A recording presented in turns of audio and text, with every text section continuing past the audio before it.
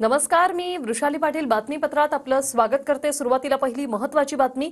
वरळी विधानसभा मतदारसंघातून आदित्य ठाकरे यांना धूळ चालणार। गुणरत्न सदावर्ते यांनी वरळीतून निवडणूक लढवण्याचे संकेत दिले।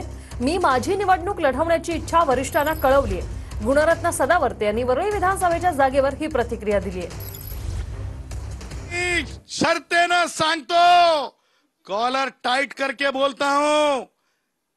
एकदा दोन्ही साहेबांनी एकदा मला महाविकास आघाडीच्या विरोधातला उमेदवार म्हणून जाहीर होऊ देत।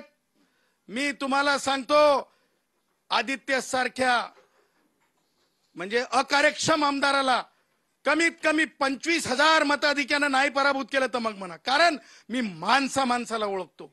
एकंदरीत आपण जर म्हणाल की मताधिक्य नक्की असणार, आदित्यला पराभव, आदित्यला धूळ चाखायलाच लावणार।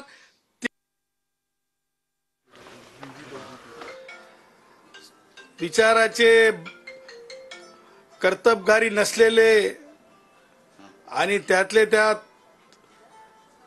उद्धव ठाकरेच्या नावावर ज्या प्रकारे राजकारण करून, म्हणजे ज्या प्रकारे बँक भरो म्हणा किंवा 5 वर्ष कधी विकासच केला नाही, अशा आदित्यच्या विरोधात निवडणूक लढवावी असं अनेकांची इच्छा आहे।